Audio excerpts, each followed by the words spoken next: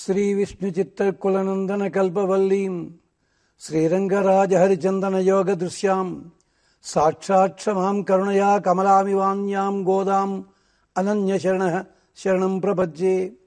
శ్రీమౌద్గల్య శ్రీవత్సత గోత్రజాతౌ శ్రీ అప్పలార్యరత్నమార్యతనూభవౌద్వౌ శ్రీమత్సటారిచరణాంబుజంచరీకౌ శ్రీరంగరామానుజదేశికౌ స్తుమః. మద్రక్షణైకదీక్ష శ్రీవైదేహీ రామభద్రయో పదద్వయి ప్రవచనే వాచస్పత్యం ప్రయచ్చతు. విచిత్రవాణీ విన్యాసధన్యోపన్యాస వైభవం వర్ధయత్వనిశం సీతారామపాదయుగే మమ. நோத்து சுவர்கம்புகின்ற நம்மனாய் மாத்தமன் தாராரோ வாசல் திருவாதார் நாத்தத்துழாய்முஷி நாராயணன் நம்மாள் போத்த நாத்தத்துழாய்முஷி நாராயணன் நம்மாள் போத்த பறைதரும் புண்ணிய நாள் பண்டொரு நாள் கூத்தத்தின் வாய் வீழந்த கும்பகர்ணனும் தோத்தம் உனக்கே எமப்பெருந்தல் தான் தந்தானோ ஆத்தந்தளையாய் அருங்கலமே తేత్తమాయి వందు తిరవేలొరుంబావాయ్. భగవద్బంధులరా, ఈ పాసురంలో ఆండాళ్ళమ్మవారు ఇంకొక అమ్మాయిని మేల్కొలుపుతున్నారు. ఈ అమ్మాయికున్న ప్రత్యేకత ఏమిటి అంటే అందరికీ నిర్వాహకురాలు, నాయకురాలు కూడాను. అంతేకాకుండా ఈ అమ్మాయి చేసుకున్న అదృష్టం ఏమిటి అంటే నందగోపుల వారి ఇంటి పక్క ఇంటి పిల్ల. ఈ ఇల్లు ఎంత దగ్గరంటే మనకి ఆచార్యులు వర్ణన చేస్తారు. కృష్ణ పరమాత్మ ఎప్పుడైనా ఈ పిల్లతో మాట్లాడాలంటే చుట్టూ తిరిగి అంతా రానక్కర్లేదుట. ఆయన కృష్ణ పరమాత్మ తన గది కిటికీ తలుపులు తీసినట్టయితే ఈ అమ్మాయి పడగది ఎదురుకుండా కనిపిస్తుందట. ఏమో ఆ కిటికీ పక్కన ఇంకేమన్నా ద్వారబంధం ఉందేమో, ఆ తలుపు తీసుకుంటే ఆ అమ్మాయి ఇంట్లోకే వెళ్ళొచ్చు. అలాంటి అదృష్టం చేసుకున్న పిల్ల ఈ పిల్ల. నోచుకొని పుట్టింది. ఈ అమ్మాయిని పిలుచుకురావడానికని వచ్చారు వీళ్ళు. అప్పుడు మనకు సందేహం కలగాలి. ఏమండి, ఇంతమంది అమ్మాయిలుంటే అమ్మాయి ప్రత్యేకత ఏమిటి అంటే వేదం చెప్తుంది, తస్మాత్ ఆత్మా చక్షురన్వేతి. శరీరంలో ఇన్ని భాగాలున్నాయి. ఒక్కొక్కటి చాలా విస్తారమైన భాగములు, ఒక్కొక్కటి చాలా గొప్పది, ఒక్కొక్కటి చాలా బలమైనది. కానీ ఇలాంటి శరీరము దేన్ని అనుసరించి నడుస్తుంది? కంటి పాపను అనుసరించి నడుస్తుంది. ఇంతటి శరీరంతో పోల్చినట్టయితే కన్ను ఎంత పరిమాణంలో ఉంటుంది, ఎంత సున్నితంగా ఉంటుంది. అయినా దానికే ప్రధాన గౌరవము. అలాగే ఇంతటి శరీరంలో ఉన్న భాగముల్లో కన్ను ఎలా ప్రధానమైనదో, ఎంత సున్నితమైనదో, ఎంత ముఖ్యమైనదో, ఈ రేపల్లెలో ఉన్న ఆడపిల్లలందరికీ కూడా ఈ అమ్మాయి అలాంటి ముఖ్యమైనది. కాబట్టి ఈ అమ్మాయిని పురస్కరించుకునే స్వామి దగ్గరికి వెళ్ళడానికని వచ్చారు ఆడపిల్లలంతా. అంటున్నారు, చమత్కరిస్తున్నారు. నోత్తు సువర్గంబు ఇంద్రనమ్మనాయ్ మాత్తమంతారారో వాశల్ తిరువాదార్. ఏమమ్మా తల్లి, ఒకనాడు మీ ఇంటికి కృష్ణుడు వస్తే ఆ కృష్ణుడు మంచం మీద కూర్చున్నాడని చెప్పి ఆ మంచం మీదే నీవు కూర్చుని ఉండి ఆ కృష్ణ సంస్పర్శ చేత పునీతమైన ఆ పడక వదిలిపెట్టక నీవు హాయిగా నిద్రపోతూ ఎంత నోచుకున్నావమ్మా. నోత్తు సువర్గంబు ఇంద్రనమ్మనాయ్. నిరంతర కృష్ణ సంశ్లేషం ఉన్న పిల్లవు నువ్వు. అలాంటి నోము నోచుకున్నావు. నోత్తు సువర్గం పుగింద్రనమ్మనాయ్. స్వర్గప్రవేశం చేస్తున్న దానివి. నోత్తు సువర్గం పుగింద్రనమ్మనాయ్ మాత్తమంతారారో వాశల్ తిరువాదార్. ఏమమ్మా, మాట సమాధానం చెప్పకపోతే మానే కనీసం తలుపైనా తెరవచ్చు కదా. మాత్తమంతారారో వాశల్ తిరువాదార్ నారాయణన్ నమ్మాళ్ పోత్త. అంతేమిటి, నాకు అనుమానం ఉంది. నారాయణన్ నాత్తత్తుజాయముషి నారాయణన్ అంటే పరిమళించే తులసి గంధము కలిగిన, కేశభాషము కలిగిన కాదు, పరిమళించే తులసి మాలలు ధరించిన నాత్తత్తుజాయముషి నారాయణన్ నమ్మాళ్ పోత్త పరైతరుం. ఆయన స్వామి మన చేత గుణగానము చెయ్యబడి ఆయన మనకి సంపదలన్నీ ఇస్తాడు. మనం అనుకునే పరమ పురుషార్థాన్ని ఇస్తాడు. పుణ్యనాల్ పండొరునాల్ కూత్తత్తిన్ వాయు వీచంద కుంభకర్ణనం. మేమింత చెప్తున్నా కూడా నువ్వు మెళకో తెచ్చుకోవటం లేదు. పుణ్యనాళ్ పండొరునాళ్. ఆ స్వామి చేత, రామచంద్ర స్వామి చేత పుణ్యాత్ముడు మృత్యువు నోటిలో వేయబడ్డాడు. పుణ్యనాళ్ పండొరునాళ్ కూత్తత్తిన్ వాయు వీచంద కుంభకర్ణనం. మృత్యువు నోటిలో పడవేసిన కుంభకర్ణుడు నీతోటి పోటీపడి నీకు నిద్ర కానుకగా ఇచ్చాడా? ఎందుకు పుణ్యాత్ముడు? పుణ్యాత్ముడు అంటే రాముడికి వర్తిస్తుంది, ఇక్కడ కుంభకర్ణుడికి కూడా. కుంభకర్ణుడు ఎందుకు పుణ్యాత్ముడు? కనీసం విభీషణులా కాకపోయినా ఒక మాటైనా మంచి చెప్పాడు. తప్పు చేశావన్నయ్యా అన్నాడు. విభీషణుతో కూడా మంచి మాట మాట్లాడాడు. అలాంటి పుణ్యనాల్ పండునాల్ కూత్తత్తిన్ వాయువీజంద కుంభకర్ణనం తోత్తుం ఉనక్కే పెరుంతియల్ తాంతందాను. భయంకరమైన ముద్దు నిద్ర నీకేమన్నా కానుకగా ఇచ్చాడా ఏమిటమ్మా? ఆత్తందళయాయ్ మితిమీరన నిద్ర కలిగినదన ఆత్తందళయాయ్ అరంగలమే తేత్తమాయి వందు తిర తడబాటు పడకుండా లేచి రావమ్మా తల్లి, బయటికి రావాలి, మా అందరితోటి కలవాలి, స్వామిని చేరుకోవాలి అని ప్రార్థన చేస్తున్నారు. ఏమంటున్నారు ఇక్కడ? నోత్తు సువర్గం పుగినమ్మనాయ్. నీవు నోచుకున్నావు, నోచుకున్న కారణం చేతనే స్వర్గాన్ని చేరుకోగలుగుతున్నావు. నోత్తు సువర్గం పుగినమ్మనాయ్. స్వర్గద్వారము లోపల అడుగు పెడుతున్నావు. ఏమిటి నోచుకోవడం అంటే? ఈ నోచుకోవడానికి 2 కథలు చెప్తారు. ఒక కథ ఏమిటి అంటే సాక్షాత్తుగా మనకి ఉపనిషత్తుల్లోనూ రామాయణంలోనూ కనిపిస్తుంది. ఎంచేతంటే హరిశ్చంద్రుడు సత్యహరిశ్చంద్రుడే.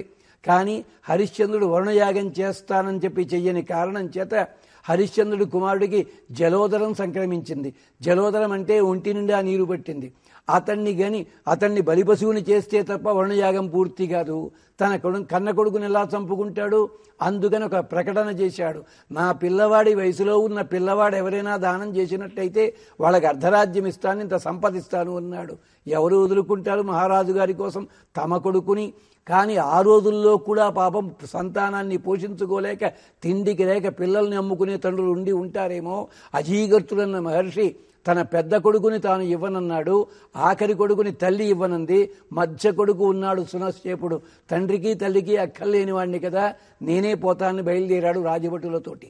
అనుకోకుండా విశ్వామిత్రుడి ఆశ్రమం తగిలింది. ఈ విశ్వామిత్రుడు ఈ అజీగర్తుడికి మేనమామ. అడిగాడు విశ్వామిత్రుడిని, రాజా కృతకార్య, రాజుగారి యజ్ఞం జరగాలి, నా ప్రాణం నిలబడాలి. ఇదెక్కడ గొడవ? రాజుగారి యజ్ఞం నిలబడాలంటే నిన్ను వధించాలి, నీ ప్రాణం నిలబడాలంటే రాజుగారి కార్యక్రమం ఆగిపోతుంది. ఇక్కడ ఏ పని చేసినా కానీ వశిష్ఠుడి మీద కోపం కొద్ది చేశాడంటారు లోకంలో వాళ్ళు. ఏం చెయ్యాలి? ఇక్కడే ఉంది విశ్వామిత్రుడు గొప్పతనము. అంచేత ఆ విశ్వామిత్రుడు ఒక 2 మంత్రములు ఉపదేశించాడు ఈ సునశ్చేపునికి. నిన్ను వధించడానికి వచ్చిన ఈ మంత్రాలు చదువుకో అన్నాడు. ఆ మంత్రములే మనం సంధ్యావనంలో ఉపయోగించుకుంటాం. ఇమమ్మే వరుణ శృధీహవ అధ్యాచముడయ అంటూ ఆ మంత్రములు 2 కూడాను. అంచేత ఆ మంత్రములు చదవగానే వరుణదేవుడు కిందకి దిగి వచ్చాడు. వరుణదేవుడు అంటే జల అంతర్యామి దేవత కాదక్కడ, జలములకు అధిపతి కాదు.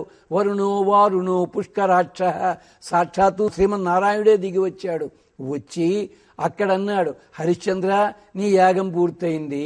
వరుణదేవ నీ అదృష్టము, నీకు కూడా బలిపశువు లభించింది. ఓ సునశ్చేపుడు, నీవు వధించబడవు, నువ్వు హాయిగా ఇంటికి వెళ్ళు. ఇది నోచుకోవడం అంటే అర్థం ఏమిటి? విత్తనము విత్తకుండానే ఫలితము రావడం అని అర్థం. అలాగే మహాభారతంలో కూడా ఒక మహానుభావుడు అశ్వమేధయాగం చేసినాడు ధర్మరాజు. ఈ అశ్వాన్ని పట్టుకున్నారు. ఒక మహారాజు గారు యుద్ధం చెయ్యాలి అందరికీ చెప్పాడు. ఇవాళ కత్తి పట్టగలిగిన వాడు ఎవడున్నా, 16 ఏళ్ల వయసున్న ఎవడున్నా కానీ యుద్ధానికి రావాలి. రాకపోతే వాడికి మరణదండన, సలసల కాగుతున్న నూనెలో పడవేస్తా ఉన్నారు వాడిని. అనుకోకుండా మహారాజు గారి పిల్లవాడికే 16 ఏళ్ళు, కొత్తగా పెళ్ళైనవాడు, ఇంకా మనుగుడుపులు కూడా పూర్తి కాలేదు. అలాంటి వాడు యుద్ధానికి వెడుతుంటే భార్య ఏమంది? ఈ ఒక్కరోజుకి ఉండి రేపు యుద్ధానికి వెళ్ళండి అంది. తాను రజస్వలా స్నానం అయింది గనక అనేసరికి సరే అన్నాడు ఆయన. కానీ రాజుగారు దండన విధించారు. నీకు చెప్పిన సమయంలో నువ్వు రాలేదు గనక నిన్ను నూనెలో పడవేయాలి.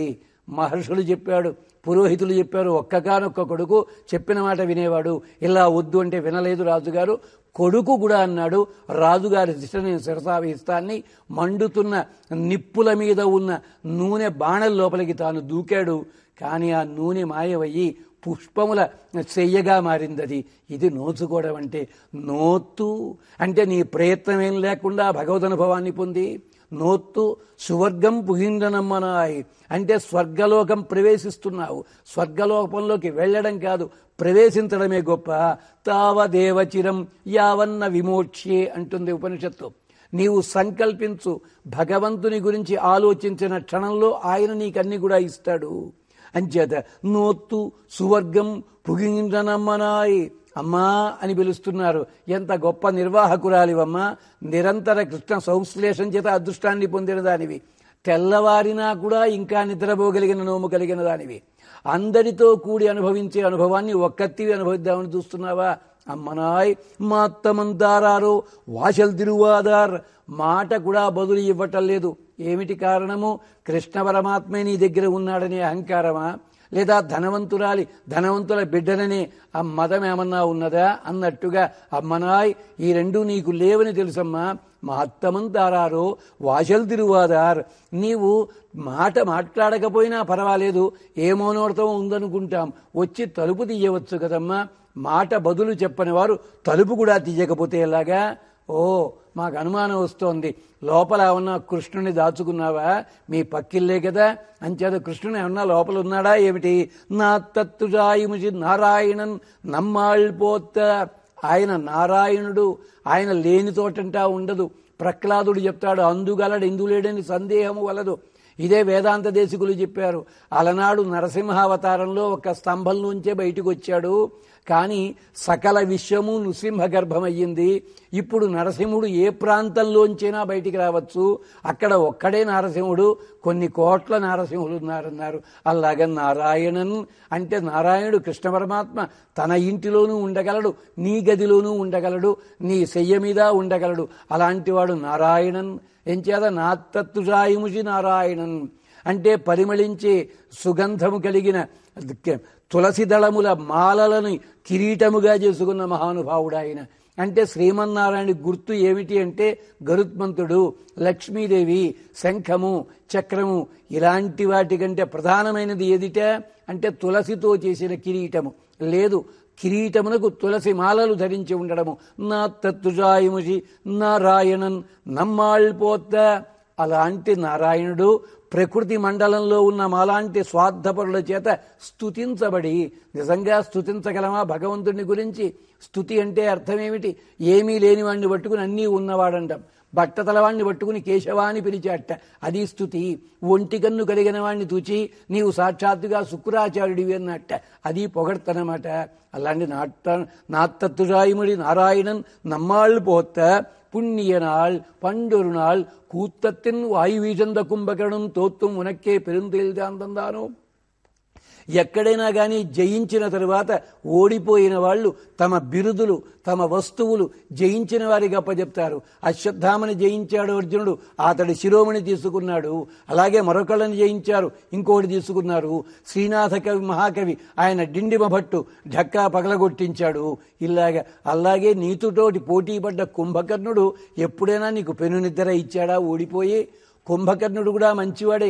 కంబరామాయణంలో చెప్తాడు, విభీషణుడు ఎదురు పెడితే, నాన్న మన రాక్షస వంశానికి నువ్వు ఒక్కడు మిగిలావురా, ఎంచేత మేమంతా యుద్ధంలో పోతాము, నువ్వు రాజ్యాన్ని జాగ్రత్తగా చూసుకో, యుద్ధంలో నా కంట పడకు నాయనా, ఎంచేత కంట నీరు తిరుగుతోంది, నువ్వు శత్రువు అనుకుని నేను చంపేస్తానో ఏమిటో, అంచేత రాముడి వెనకాలే ఉండు, సుగ్రీవుని వెనకాలే ఉండంటాడు. అలాంటి మంచి మాటేనా మాట్లాడాడు కుంభకర్ణుడు. కానీ నువ్వేం చేస్తున్నావు? నిద్రపోతున్నావా? కుంభకర్ణం తోత్తం ఉనక్కే పెరుంతేల్దాంతందాను ఆత్తందళయాయ్. ఎంత బద్ధకమమ్మా నీకు అంటే, బద్ధకం అంటే భగవంతుని విషయం మీద ఉన్నప్పుడు అలాగే ఉంటారు, మిగిలిన వాటిని పట్టించుకోరు. ఆత్తందళయాయ్ అరుంగలమే, మాకందరికీ నాయకమణివి, భూషణానివి, తేత్తమాయి వందు తీరా, దయచేసి తడబడకుండా లేచిరా. నిద్రమత్తులో ఉంటే కింద పడే ప్రమాదం ఉంటుంది కనుక తడబడకుండా వచ్చి తలుపు తీసి మా అందరితోటి కలవాలి అంటున్నారు. ఆచార్యులు కూడా అలాంటి వారే. నోత్తు సువర్గం భూయినమ్మనాయ్, స్వర్గ ప్రవేశం చేసిన వారు. ఆయన కూడా కుంభకర్ణుడు అంటే కుంభములో జన్మించిన అగస్త్యుని వంటి వారు. అగస్త్యునికి ఎన్ని ప్రశస్తి ఉన్నదో అంతా సంపాదించుకున్నవారు. ఆయన నాత్తత్తుజాయిముడి నారాయణన్, సాక్షాత్తుగా శ్రీ మహావిష్ణువు ప్రతిరూపమే ఆయన. ఆయనకి బద్ధకమే. ఏమిటి బద్ధకము? భగవద్విషయం తప్ప మరొకటి ఆలోచించని మహానుభావులు ఆయన అనుగ్రహాన్ని మనం పొందాలి. ఆ విశేషాలతో ఇవాల్టికి సెలవు తీసుకుందాం. మళ్ళీ మరో పాసురం దగ్గరికి.